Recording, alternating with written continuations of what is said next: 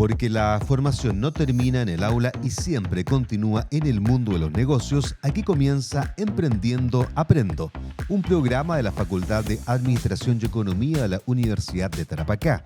Una invitación para analizar el ecosistema emprendedor, entender el mercado y también conocer la cultura tributaria.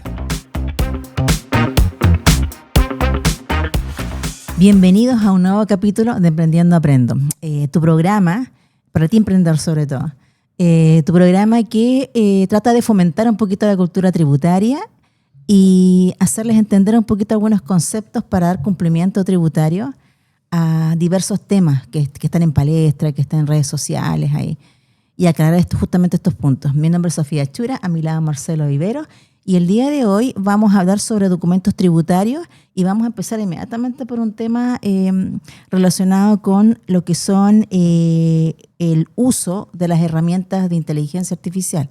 Hay muchas pymes, en el caso de que usan o contratan justamente estos servicios, ya sea ChatGPT o su similar, entonces se encuentran con el hecho de que hay un desembolso de por medio. Entonces de repente, quizás, digo yo, no sé, se puede utilizar ahí como algún tipo de gasto, de qué forma, si es que se puede, ¿no? Digo yo, Marcelo. A ver, bueno, tenemos varios cambios en esa materia en los últimos años, pero principalmente porque se han dado ciertas modificaciones legales respecto de las cuales muchas veces inconscientemente nosotros no sabemos que estamos pagando impuestos. Partimos con... Yo hace bastante rato ya, yo creo que mínimo 5 años, con el tema de las plataformas digitales como de streaming, con el uso de Netflix, Spotify, Google, Facebook, etc. Entonces, nosotros no nos damos cuenta que cada vez que compramos a través de esas plataformas estamos pagando un impuesto al uso de esta plataforma, de servicio, de estas prestaciones de servicio. Uh-huh. Pero lo hacemos normalmente como consumidores finales. Entonces, tampoco es que veamos un uso claro. de este impuesto en nuestras actividades como emprendedores. Entonces, aquí hay una diferencia respecto del tratamiento habitual, porque las empresas que son microempresas, básicamente, para poder reconocer tanto el IVA como el gasto asociado, tienen que pedir habilitar la factura de compra y hacer la factura de compra por el correspondiente, digamos, para registrar precisamente el pago que se ha hecho a estas empresas. Entonces, si mi empresa, por ejemplo, no es facturador electrónico, yo tengo que solicitar el servicio, tengo que inscribirme para ser facturador electrónico, y tengo que solicitar la habilitación de la factura de compra. ¿El requisito? ¿Hay algún requisito específico? O sea, en general no. Si yo no soy facturador, no necesito facturas para vender, tengo que básicamente solicitar la habilitación. O sea, tengo que inscribirme al portal de factura de compra y tengo que solicitar la habilitación del documento. Puede ser que necesite verificar la actividad. Pero finalmente no tiene como propósito generar documentos a efectos, sino que básicamente es para emitir un documento que no cuenta con... que no es posible emitirlo de otra manera. Entonces forma parte de todo el set de documentos tributarios asociados al sistema de factura electrónica. Uh-huh. Y se tiene que, digamos, habilitar para poder realizar la emisión del documento y dejar el registro de este gasto que está asociado al uso de estos servicios. Entonces, básicamente es eso lo que se tiene que hacer para poder habilitar el documento y poder dejar constancia del gasto en que se ha incurrido. Entonces, podríamos decir que estas plataformas o servicios digitales constituyen un gasto aceptado. Sí, por supuesto. Sí, por supuesto. Eso no, como dijimos previamente, todos los gastos que son necesarios para la realización de mi actividad, entonces sí son gastos deducibles de mi renta líquida. ¿Ya? Entonces aquí hotel que necesite Booking, Airbnb o alguna otra plataforma para hacer difusión de su establecimiento, un hospedaje, etcétera. Todas esas plataformas tienen, digamos, son gastos que finalmente están aceptados, pero necesitan hacer la factura de compra. Ya, y la factura de compra tiene algún formato en especial, es distinto con respecto a la factura normal que nosotros No, es una factura, utilizamos. Claro, es una factura que, dice factura de compra. Uh-huh. Se va a emitir al RUT de la empresa que que figure en estas plataformas digitales. Si no tenemos el RUT de la empresa, ocupamos un RUT tipo que es el 55.555.555 Uh-huh. 555 Ese es el RUT que es comodín que se utiliza para estos fines. En el registro de la declaración de IVA tiene un efecto neutro porque se utiliza como crédito contra los débitos del periodo, pero yo tengo que pagarlo. Para poder hacer uso del crédito fiscal tengo que pagarlo. Entonces al final se produce un efecto neutro porque es el IVA que ha compensado. Entonces la emisión del documento tiene finalmente como ese propósito. ¿Ya? No genera una carga tributaria adicional. Entiendo. Bueno, como estamos comentando y hablando sobre los documentos tributarios, Marcelo, otro documento con el cual se encuentra este emprendedor que inició actividades y todo, boleta o factura, guía de despacho, notas de crédito, notas de débito, son como las más recurrentes en ese sentido. Comentemos un poquito con respecto a estas, porque tal vez ellos no tienen conocimiento de cuándo debo utilizar este documento o si puedo acceder a este o no. Mira, sirve. Ya que lo mencionas, mira, hagamos un repaso porque me ha tocado este último tiempo ver recurrentemente que todavía tenemos un número importante de contribuyentes que tienen una falta de conocimiento o no están totalmente informados de que a contar del 1 de enero del 2023 se cambió, digamos, el tratamiento de las empresas que prestaban servicio. Hasta esa época teníamos un gran número de empresas que desarrollaban actividades que estaban exentas de IVA o no estaban afectadas. Pero a contar del 1 de enero del 2023, la gran mayoría quedó afecta y por lo tanto ya no pueden emitir documentos exentos o no afectos. Y ahí hay una suerte de confusión respecto de esto porque más de alguno me dice, pero es que yo cuando ingresé el código de actividad económica aquí decía que estaba exento de IVA.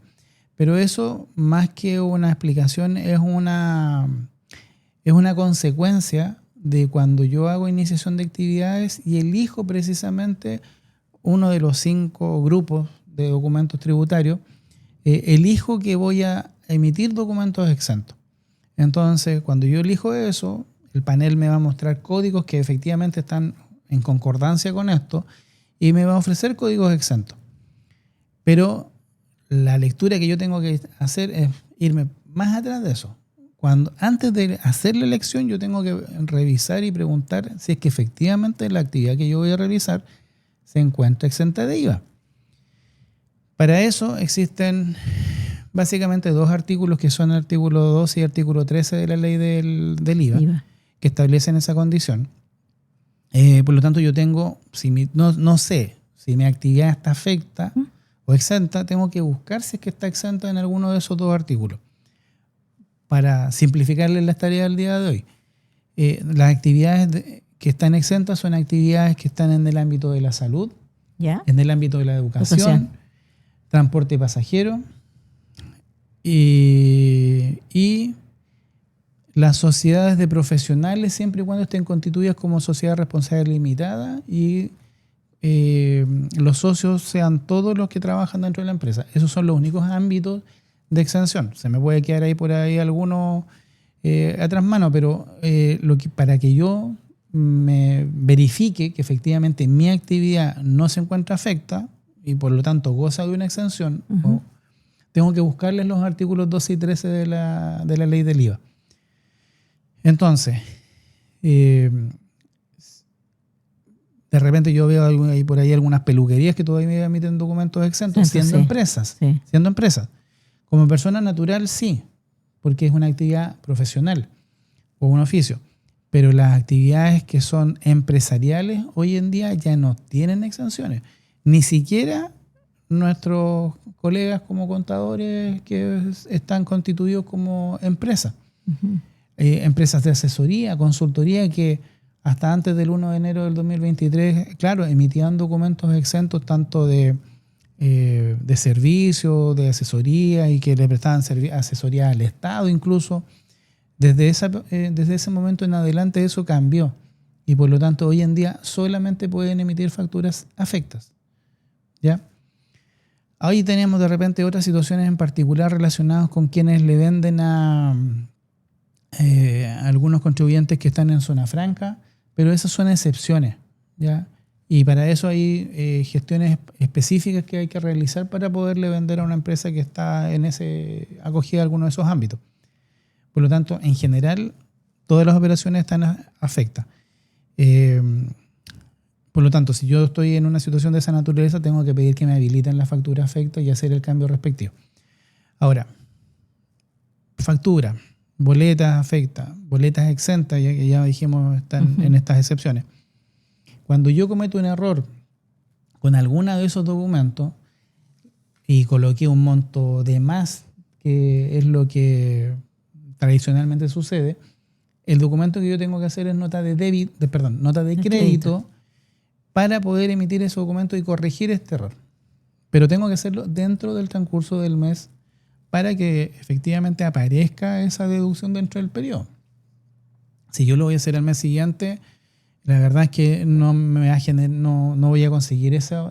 Voy a tener que ajustar mi declaración va a quedar observada, y tendré que ir a dar explicaciones al servicio para que en el fondo se justifique esa observación, o porque en el peor de los casos, si no hago nada, me podrían cobrar el impuesto por la diferencia que se está detectando. Uh-huh. Evidentemente que por un error nadie está obligado a pagar un impuesto que no corresponde, pero yo tengo que justificarlo, básicamente. Ahora, las notas de débito se utilizan básicamente cuando yo me quedo corto en el precio de un producto, o le estoy cobrando una diferencia a mi cliente producto de algún tipo de interés, por ejemplo, o se demoró en pagarme y yo le cobro una diferencia producto de eso. Pero eso es básicamente lo que yo podría utilizar a través de esos ajustes, básicamente. Ya, eso sería como los documentos tributarios más comunes. Uh-huh. Bueno, también está la guía de despacho, y que hoy en día son electrónicas, salvo algunas en papel que todavía tenemos con algunos grupos de contribuyentes. Ya. Dejamos, ¿cierto?, una pregunta ahí instalada relacionada con la guía de despacho. ¿Qué pasa con la guía de despacho, esas excepciones que mencionaste? Bueno, recordarles que la guía de despacho electrónica está disponible a través del portal del servicio. Sí. Este es un elemento importante para los emprendedores. Cuando quieren, por ejemplo, se están iniciando, la guía de despacho es un documento que no requiere autorización previa. Por lo tanto, al igual que la boleta, yo puedo empezar a utilizarlo sin necesidad, por ejemplo, de tener todavía factura. Entonces, y de hecho es más simple, por ejemplo, cumplir con las entregas de mis productos mientras me autorizan la verificación de actividad y mientras obtengo la factura. De hecho, es más, si se hace en guía de despacho, también es más fácil para nosotros corroborar, digamos, la entrega de productos y cosas por el estilo. Así que no es como muy utilizado, porque como que de repente la gente quiere la factura al tiro. Claro. Pero la verdad es que... Es como la lógica, creen que primero tener la factura y ya después puedo utilizar. Sí, ahí hay una interpretación claro. un poco no quiero decir errónea, sino que en el fondo, para entender bien, se supone que la factura es una consecuencia, no una condición que se anticipe, digamos, a todos los hechos. O sea, es como que ya, yo necesito tener la factura y después voy a empezar a vender. O sea, para poder vender yo tengo que tener los productos. Y ahí recién voy a emitir la factura. Claro. En una contratación de servicio yo primero hago el vínculo con mi cliente. Mi cliente me dice qué es lo que necesita, cuáles van a ser las condiciones, y después me pongo a trabajar. Y después cobro. O a lo mejor pido un anticipo. Pero finalmente eso es como de alguna forma una excepción. Pero en la medida que las cosas se explican de buena forma, digamos, evidentemente que se puede llegar a un entendimiento. Lo importante es que se entienda de que en el fondo para desarrollar una actividad yo tengo que tener el equipamiento necesario. Ahora, respecto de la guía de despacho, bueno, es importante tener que la guía está disponible, que la guía hay que facturarla hasta el día 10 del mes siguiente. Por lo tanto, yo puedo hacer la factura en forma retroactiva. Esa es la única condición en la cual yo puedo hacer una factura en forma retroactiva. ¿Ya? Por ejemplo, ya estamos a 19 ya, pero yo no podría en este momento hacer una factura respecto de actividades realizadas en mayo y que esa factura le llegue a mi cliente en el mes de mayo. Si estamos a 9 de junio, por ejemplo, Todavía no estamos en la fecha estamos en la fecha de corte. Okay. Yo hago la factura con fecha 31 de mayo haciendo alusión a las guías de despacho. Por lo tanto, mi cliente va a recibir la factura en el mes de mayo y va a poder utilizarla en ese periodo. Si yo la hago ahora sin tener nada asociado a eso, yo voy a hacer la factura con fecha 31 de mayo. Va a quedar en mi libro con fecha de mayo, pero en el libro del cliente va a quedar en el mes de junio. Entonces, por eso es importante hacer las cosas en forma oportuna. Ahora, te mencionaba de que hay contribuyentes que están excepcionados y pueden emitir guías en papel. Eso de alguna forma fue cuando se implementó la documentación tributaria electrónica, se dejó establecido que los segmentos de agricultores, pesca y minería iban a poder seguir utilizando la guía en papel. Y son un grupo que en el fondo se dejó, digamos, por las condiciones de desarrollo de las actividades, se dejó excepcionado y que en el fondo podían seguir utilizando estos documentos. ¿Solo guías? En papel sí. Ah, ya. Que no requieren mayor autorización. Facturas y boletas en papel podrían pedirse en la medida que el contribuyente cumple con algunas de las condiciones que están establecidas, que son que no tenga luz, energía eléctrica, o que no tenga redes de comunicación digital, o sea, no tenga internet. Si existieran alguna de las dos condiciones, podría pedir la excepción. Ya. Pero hoy en día, la verdad es que prácticamente no hay ningún lugar sin cobertura. Sí. Pero está digamos, la posibilidad abierta según lo que establece la ley. Ahora, en respecto de la guía en papel, también hay que considerar que cuando yo recibo ese documento, se eliminó el famoso timbre de agua que teníamos, el cuño donde aparecía la identificación, el logo, el filas servicio. Largas para poder claro, obtener donde ese estaba famoso esa famosa prensa que disfrutábamos cuando... Y que, oye, una cosa, voy a contar ahí algo así como súper trágico, que le significó más de algún colega la pérdida de un dedo. Sí. O sea, a ese nivel de te podría decir, de daño colateral, más de algún colega perdió uno de sus dedos por la manipulación de la prensa. O sea, esa era una actividad de riesgo que de lo cotidiano realmente. Quien manipulaba eso podía tener ese tipo de accidente. Bueno, ahora ya no existe. Ahora ya no existe, ya sé que afortunadamente ya nadie tiene ese riesgo. Pero en la práctica, digamos, se eliminó ese cuño. Y la autorización que hay que pedir para esta guía se hace a través de Internet. Y aquí me quiero detener porque tenemos un problema bien recurrente, porque muchas veces los contribuyentes se olvidan de pedir esa autorización. Entonces mandan a hacer sus talonarios, siguen ocupando su guía, y siguen, y se olvidan de registrarlas en la página del servicio. Eso, como información, no es un delito, pero sí es una falta importante. Y lo peor que puede ocurrir respecto de eso es que finalmente tengan una notificación de infracción por utilizar documentos que no están autorizados. Puede ser que efectivamente estén todas facturadas esas operaciones, pero de repente nos encontramos con guías que no están timbradas, que no están autorizadas. Voy a sacar de mi cabeza lo de timbre, porque no tiene timbre, que estén autorizadas. Sí. Y nos encontremos con guías que no están autorizadas y que tampoco están facturadas. Entonces, ahí el contribuyente tiene ya, entre comillas, una sanción un poco más severa, sí, pues. porque además no ha hecho la factura respectiva y no se ha pagado el impuesto respectivo. Entonces, ojo con ese detalle, no se olviden, pídale a su contador el comprobante del timbraje para que sepan hasta qué rango de facturas, de guías de despacho están autorizadas. Recuerden que las guías de despacho tienen que tener fecha de vencimiento. Esa fecha de vencimiento a lo más tiene como fecha de vencimiento el 30 de junio del año siguiente al que se autoriza. Por lo tanto, yo no puedo tener una guía que ya tenga o estar utilizando una guía que diga ahí en la fecha de vencimiento 30 de junio del 2025 o del 2024 o del 2023. Si yo tengo documentos en esas condiciones, tengo que anularlos y pedir rango de nuevo de los folios de esa guía de despacho.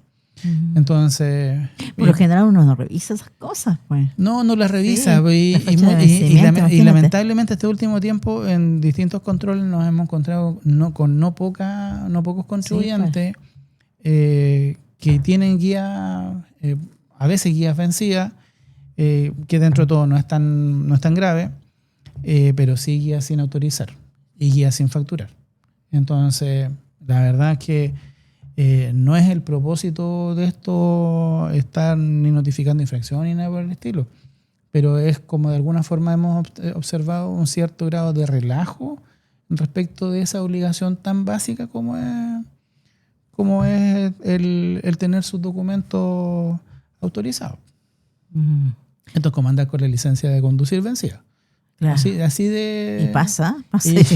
Y cualquiera le va a decir, por más explicaciones que uno pueda dar, la verdad que la falta está ahí y la idea es precisamente evitarse esos inconvenientes. Sí, pues la idea es informar justamente para que no caigan en ese problema.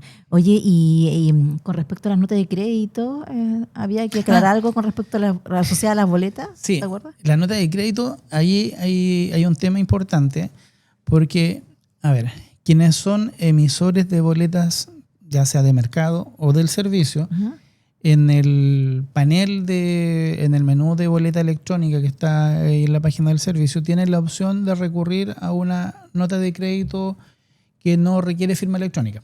Entonces, una nota de crédito a la cual se ingresan los datos de la boleta que yo quiero anular, ya sea afecta o exenta. También puede ser que yo quiera anular una boleta exenta.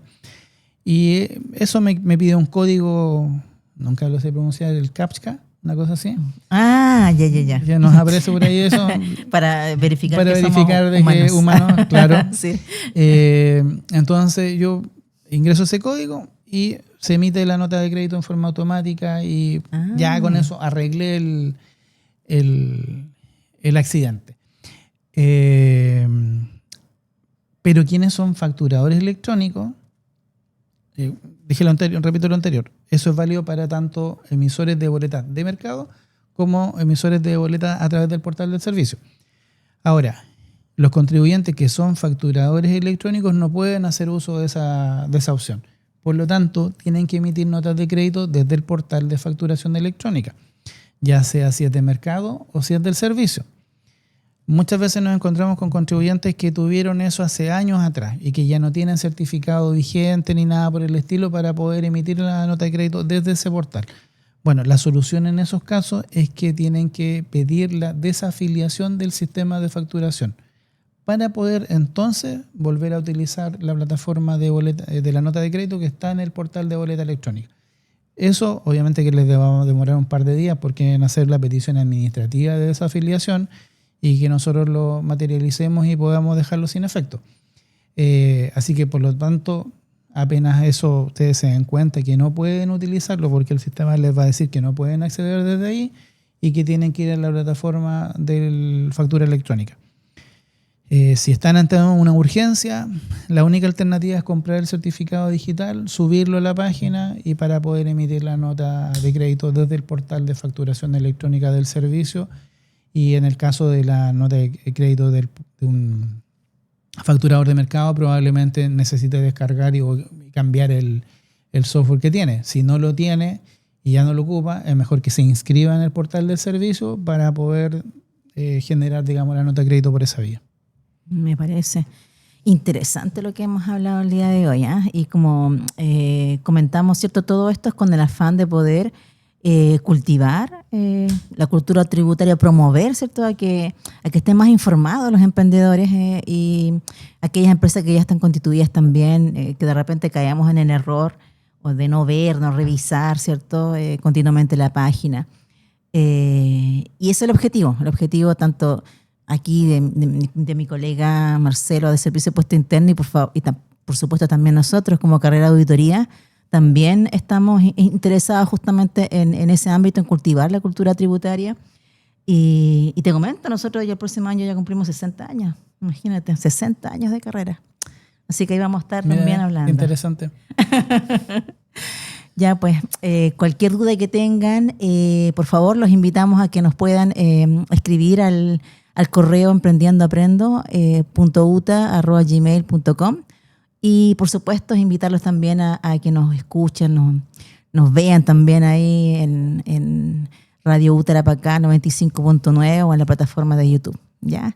Hasta un nuevo capítulo. Hasta luego. Hasta luego. Adiós. Fueron 30 minutos de aprendizaje compartido en el siempre dinámico mundo del emprendimiento. En Radio Universidad de Tarapacá presentamos Emprendiendo Aprendo.